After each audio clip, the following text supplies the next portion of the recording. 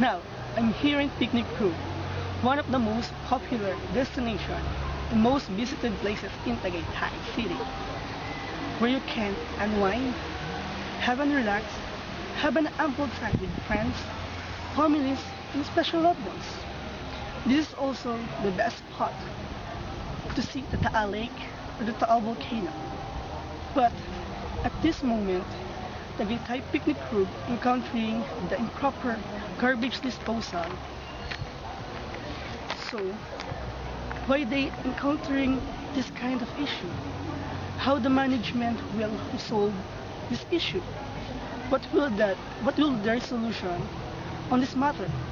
And when they will be implemented?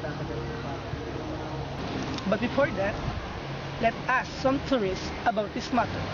Sir, can I have some questions regarding Picnic Group Tagaytay? Okay naman, sure.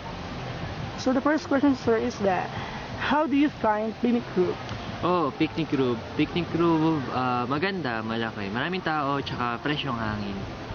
So, yes, sir. Have you saw a garbage around it? Basura. Oh, actually, pagpasok ko pa lang, marami ng basura. Then yung nag-ikot-ikot kami, medyo marami pa rin talaga. So how do you feel about it, sir? Oh, I feel bad. Kasi ang Tagaytay kilala ko as pinakamalinis na city sa Cavite. Ngayon, nalungkot ako kasi medyo napapabayaan to. Okay.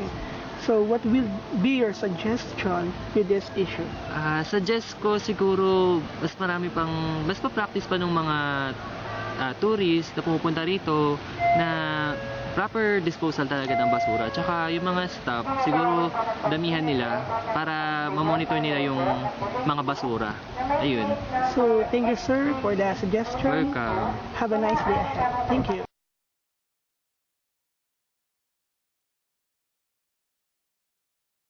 So, ma'am, why Picnic Group encountered the improper garbage disposal?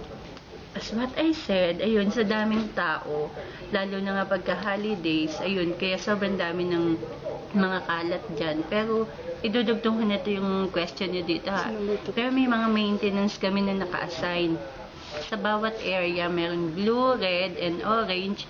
Meron pang front area. Yung may mga naka-assign kami doon ng mga maintenance.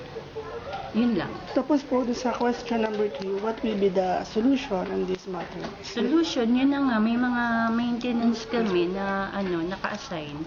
For the problem? Oo, for that problem.